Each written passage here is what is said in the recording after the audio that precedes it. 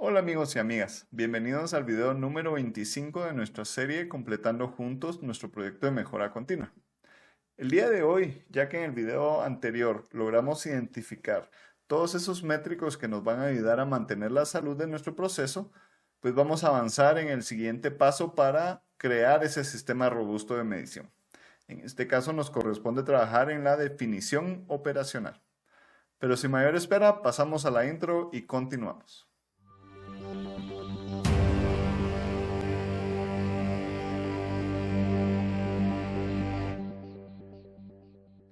Bienvenidos de nuevo amigos y amigas. Ok, el primer punto que me gustaría platicarles el día de hoy es comentarles la razón por la cual nosotros tenemos que crear definiciones operacionales para esos métricos que hemos definido en nuestro árbol de indicadores de desempeño. Pero en esta vez me gustaría hacerlo a través de un ejemplo que creo que nos va a ayudar de gran manera. Aquí en la pantalla les van a aparecer 25 prendas. Les pido su apoyo para que ustedes me ayuden a contar cuántas camisas azules pueden ver. Si quieren pueden pausar la pantalla y contarlas. Yo ahorita voy a dejar que pasen 5 segundos y después de esos 5 segundos les voy a dar la respuesta. ¿Listos? Muy bien, vamos pues.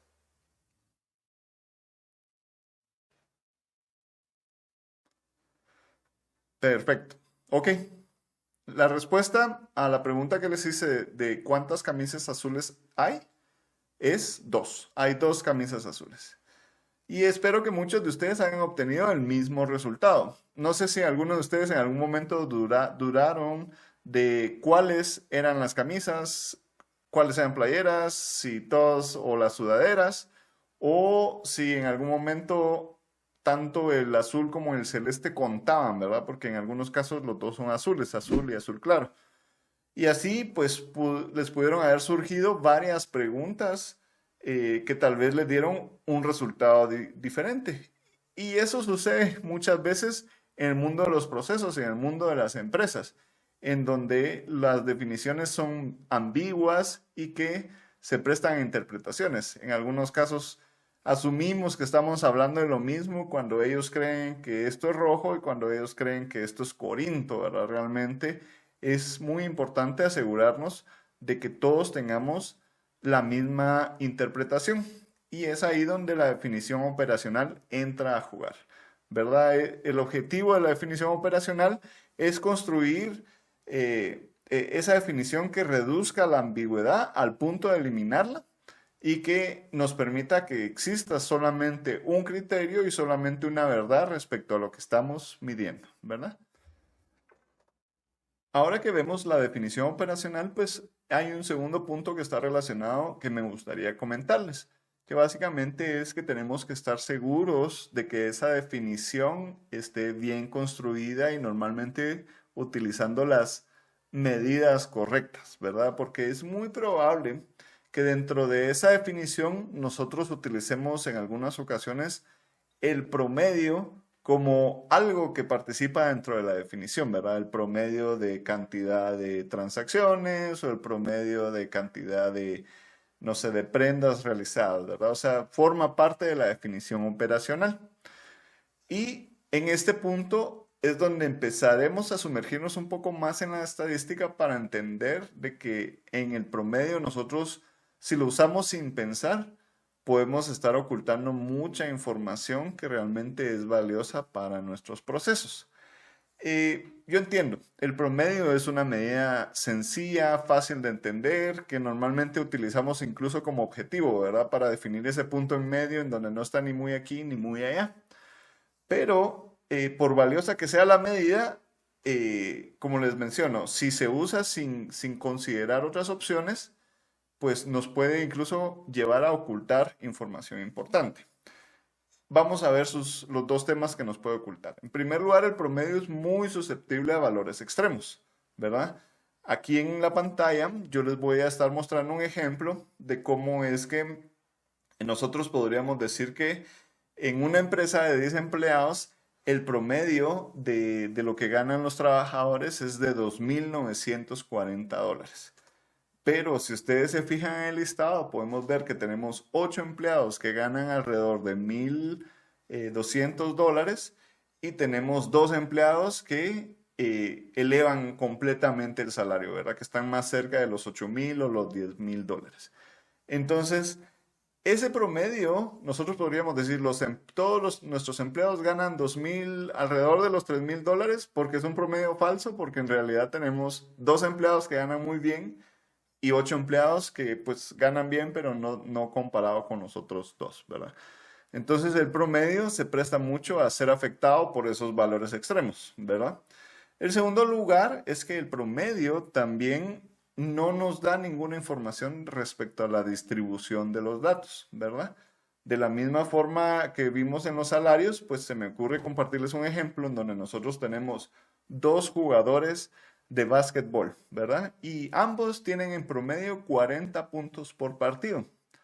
Pero el primer jugador, él tiene días brillantes en donde hace 80 puntos en ese partido. Pero al día siguiente, en otro partido, no anota ni uno solo, se queda en cero, ¿verdad?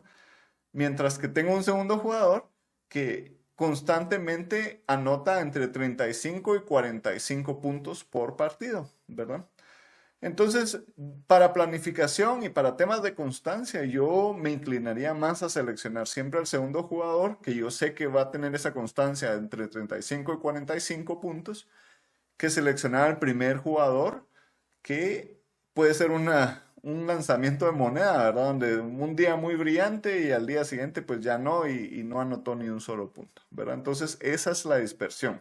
El promedio nos da ese punto central, pero no nos dice si los puntos están muy alejados o más cercanos entre sí, ¿verdad? Al final, yo lo que no quiero es transmitirles que el promedio es malo, simplemente que tenemos que analizar si al momento de incorporarlo dentro de nuestra definición operacional es la medida que nosotros queremos usar y normalmente acompañarla con una medida de dispersión, ¿verdad? Entonces, en el gráfico que también les comparto acá, ustedes van a tener una guía muy simplificada de cuándo o cuáles medidas de tendencia central y de dispersión deberían de utilizar. Y se fundamentan principalmente en si los datos son normales y cuál es la forma en la curva que tienen, ¿verdad? Es algo que yo espero que ustedes hayan visto en sus respectivos entrenamientos. Entonces, veamos uno a uno. En primer lugar, si los datos son normales, básicamente es una distribución de campana. La medida que utilizaremos en ese caso es el promedio y la distribución de datos será la desviación estándar. Ahora, si los datos son no normales y presentan algún tipo de sesgo, ya sea hacia la izquierda o hacia la derecha, se recomienda usar el cuartil 1 o el cuartil 3 de los datos. Ahí sí que respectivamente, ¿verdad? Si está sesgado a la derecha, usamos el cuartil 1 y si está sesgado a la izquierda, usamos el cuartil 3. Y se recomienda que para rango de dispersión, perdón, para la medida de dispersión, se utilice el rango intercuartil.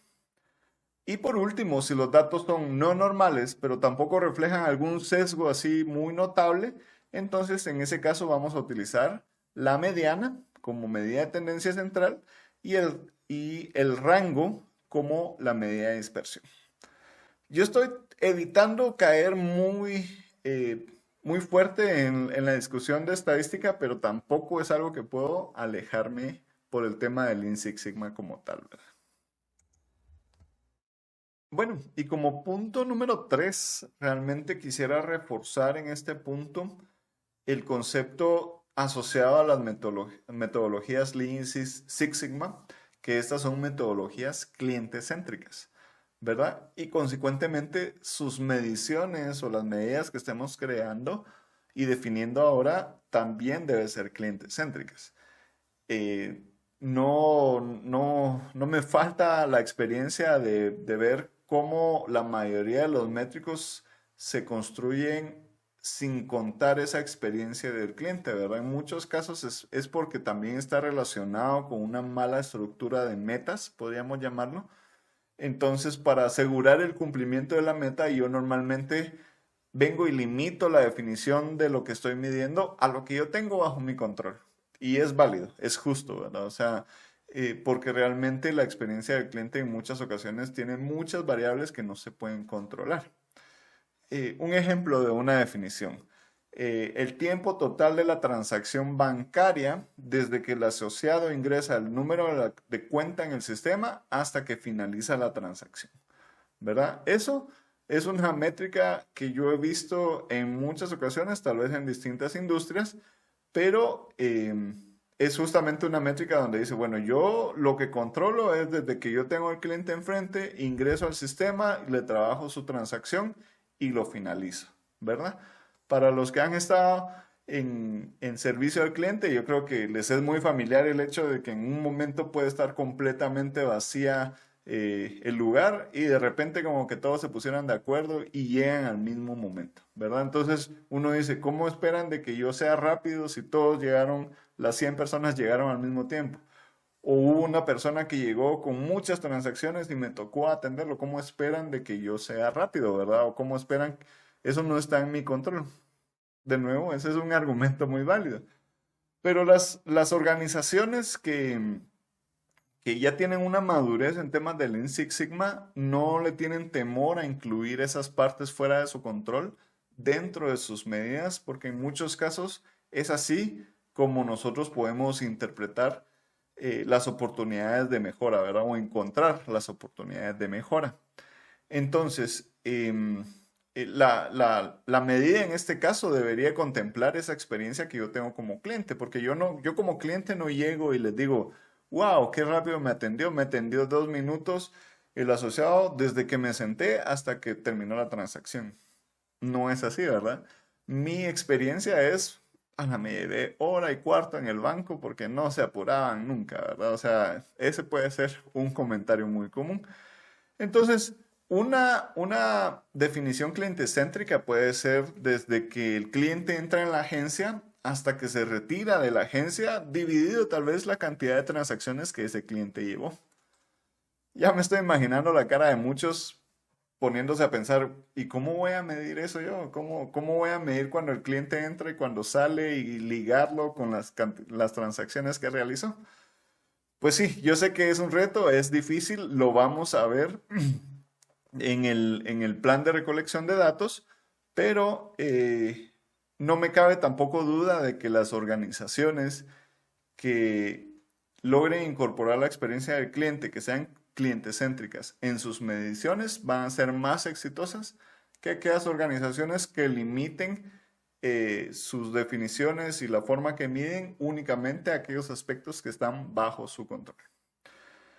Y muy bien, ahora que ya les mencioné los puntos importantes de este tema y que ya entendimos qué es lo que necesitamos incorporar en nuestra definición operacional, pasemos a los ejemplos. Muy bien, amigos. Entonces, el ejemplo que les traigo el día de hoy inicia o tiene un inicio con el video que vimos anteriormente, ¿verdad? Respecto al árbol de indicadores de desempeño. En este ejercicio, pues estamos asumiendo de que todo lo que ya está hecho, está bien hecho, tiene su respectiva definición operacional. Consecuentemente, nos vamos a estar concentrando solo en esas dos nuevas medidas que nosotros estamos buscando agregar a este sistema de medición. Y vamos a movernos al primero, ¿verdad? Que es el porcentaje de reparado en la primera visita. De forma general, la definición operacional tiene dos grandes partes. La definición operacional per se, o sea, la descripción de lo que estamos buscando medir, y desde la meta hasta la definiciones de defecto, que es ese complemento de definiciones de defecto que puede estar ligado tanto a la medida como a los elementos que en algunos casos participan dentro de la medición, ¿verdad? En muchos casos, por ejemplo, en los porcentajes, pues como hay un numerador y un divisor, pues en ese caso esos mismos elementos pueden tener hasta sus propias definiciones de defecto.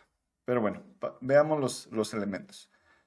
Empezamos por el nombre del indicador. Esto no tiene mayor ciencia, esto lo heredamos nosotros del árbol de indicadores de desempeño, entonces solo lo copiamos acá.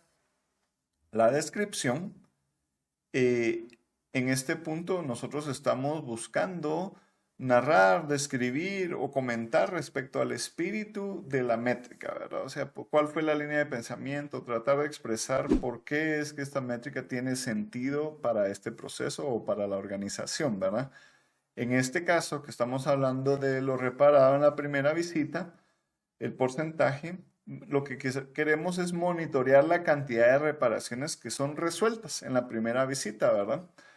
¿Con qué fin? Que nosotros estamos esperando entender si esta reparación en la primera visita tiene una relación con la satisfacción del cliente. O sea, si que reparemos en la primera visita deja con mayor satisfacción a los clientes que si lleva más de una visita, ¿verdad?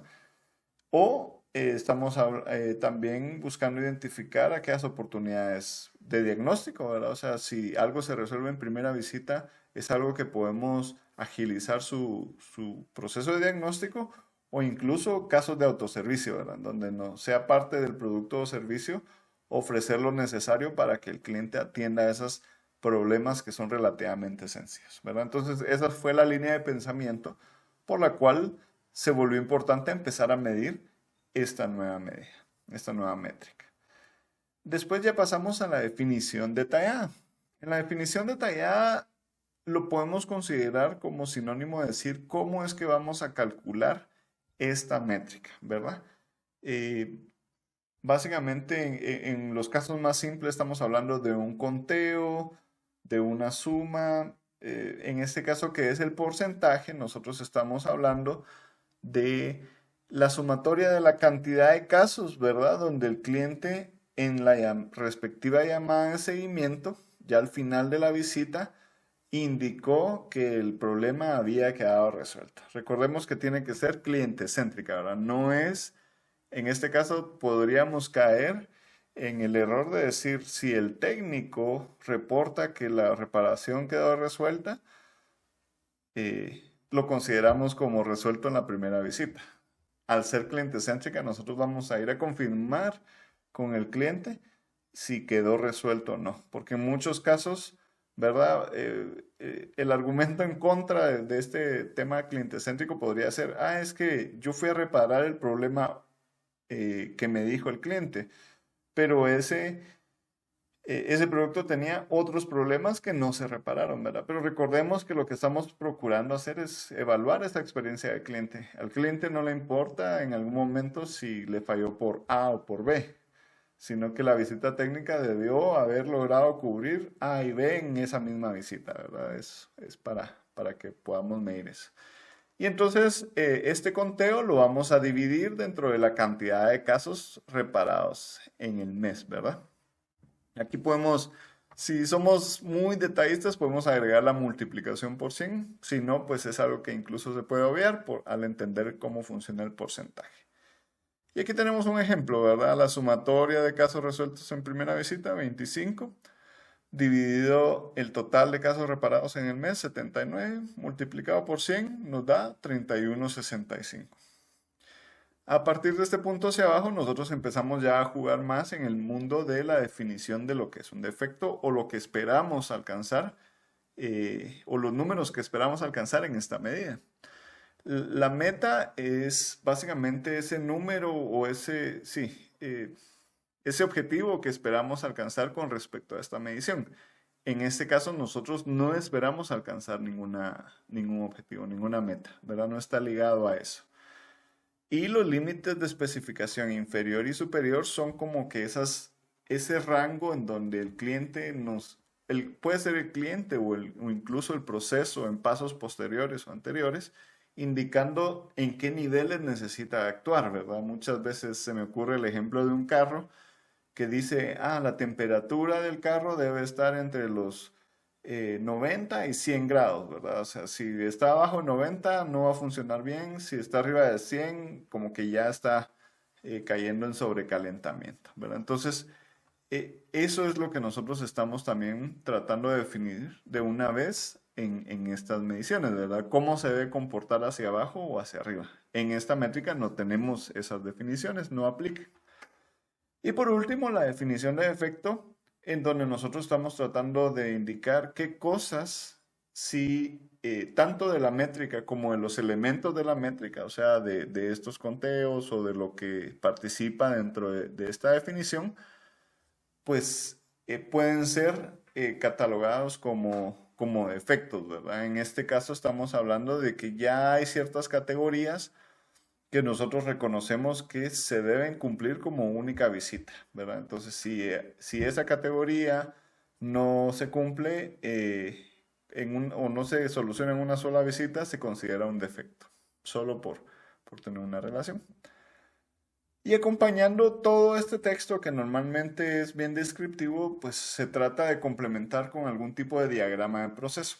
En los dos ejemplos que vamos a ver hoy, lo que les desarrollé fue un mapa de proceso, pero aquí pueden incluir ustedes también imágenes, fotografías, videos de cómo es que las cosas se deben de capturar, ¿verdad? En este que podría ser de que contemos cada vez que se vea este defecto y ustedes coloquen una fotografía del defecto que ustedes quisieran mostrar, ¿verdad? Digamos, si están en alguna fábrica o algo así. Lo pueden complementar con esos elementos. Recuerden que al final el espíritu de la definición operacional es disminuir cualquier ambigüedad y que todos entendamos lo mismo de lo que estamos midiendo, ¿verdad? Entonces pueden usar fotografía y cualquier elemento que ustedes consideren importante. En este caso, yo aquí describo en un flujograma los pasos de una visita técnica y básicamente qué punto es el que nosotros estamos contando dentro de estos 25, ¿verdad? Básicamente es si cuando se realiza la llamada de calidad, si el cliente confirma con un sí que quedó resuelto en su primera visita, ¿verdad? En el siguiente ejemplo, pues el siguiente ejemplo es muy parecido. Aquí estamos evaluando el porcentaje de actualizaciones. Ya no lo voy a leer tan a detalle como el anterior, pero de nuevo, ¿verdad? Aquí el espíritu es que nosotros mantengamos un canal de comunicación abierto, ajeno al técnico, ¿verdad? Para que si el técnico se está portando mal lo podamos capturar o que también haya esa demostración de interés hacia el cliente que pues le estamos constantemente preguntando si las cosas van bien y ese tipo de impresiones. También tenemos la definición detallada, que es la sumatoria o el conteo de las llamadas cuya diferencia fue menos a 30 minutos, ¿verdad? Dividido el total de llamadas. Entonces aquí lo que me gusta de este ejemplo es que tenemos un ejemplo no solo de la extracción de la diferencia, ¿verdad? Sino que deberíamos, y aquí es donde yo aprovecho a mencionar de que esta definición en realidad tiene ciertos elementos que se están desconectando aún dentro de la misma definición operacional. Uno de ellos es que yo no estoy diciendo aquí cómo se calcula el porcentaje. Uno pensaría, es obvio cómo se calcula el porcentaje, además está en la descripción, pero de nuevo, el espíritu de la definición operacional es que no haya ningún tipo de ambigüedad, ¿verdad? Otro error que estoy colocando es que aunque yo estoy hablando en el título del porcentaje de actualizaciones, si se dan cuenta, yo estoy concentrando mucho de mi meta y mis definiciones de defecto en sus elementos, ¿verdad? En los minutos. Cuando estos sí, al menos estos tres, sí deberían de estar muy ligados al, al porcentaje, en este caso, ¿verdad? O a lo que es la métrica en su esencia.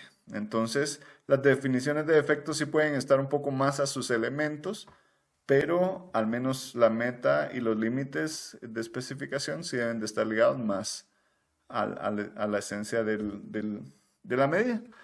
Esto ya quedaría corregido, ¿verdad? Aquí nosotros podemos ver de que incluimos el porcentaje, ya la meta está expresada y los límites están expresados en porcentaje y consecuentemente tenemos nuestro diagrama indicando qué es o dónde es que se está capturando esos elementos, ¿verdad? Nosotros podemos tener capturando la fecha y la hora en la confirmación del servicio, la fecha y la hora en cada una de las llamadas de seguimiento y la fecha y la hora en la llamada final de calidad, ¿verdad? Y eso es lo que nosotros estamos constantemente operando aquí para saber si estamos en cumplimiento, ¿verdad? Pues esto es la definición operacional Aquí es un tema donde hay mucho criterio. En este caso yo les presenté mi criterio y cómo lo he trabajado yo en el pasado. Si ustedes realizan búsquedas en Google o en cualquier buscador, pues tal vez van a encontrar versiones más cortas, versiones más largas en algunos casos. Ahí sí que les recomiendo al final utilizar la que mejor les convenga, que les ayude a alcanzar ese espíritu, ¿verdad? Ese espíritu de reducir cualquier ambigüedad, cualquier discrepancia entre las cosas que están siendo medidas. Muy bien, amigos y amigas. Muchas gracias por quedarse hasta el final. A manera de resumen, el día de hoy vimos la definición operacional y vimos su importancia respecto a reducir la ambigüedad de lo que estamos midiendo, ¿verdad? Al fin, el objetivo es de que todos estemos con el mismo criterio y con el mismo entendimiento. Eh, la definición operacional consiste de dos grandes elementos. La definición per se de lo que estamos midiendo y se complementa en este caso con la definición de los defectos, ¿verdad? Y lo que puede guiar a eso, como puede ser su meta y sus límites de especificación. En cualquier búsqueda ustedes van a encontrar tal vez otros modelos. Al final lo que les recomiendo es utilizar el que mejor se ajuste a ustedes y a su organización para cumplir el objetivo que les menciona de reducir la ambigüedad y que todos estén en el mismo criterio. Y bueno, como recomendación final fundamental es que sus medidas deben de estar definidas de una forma cliente-céntrica, ¿verdad? Yo creo que eso va a llevar al éxito de sus organizaciones con la mayor certeza posible. Pero bueno, muchas gracias de nuevo por quedarse hasta el final. Siempre les agradezco por suscribirse, por sus me gusta, sus no me gusta, sus comentarios y nos vemos en el próximo video. Hasta pronto.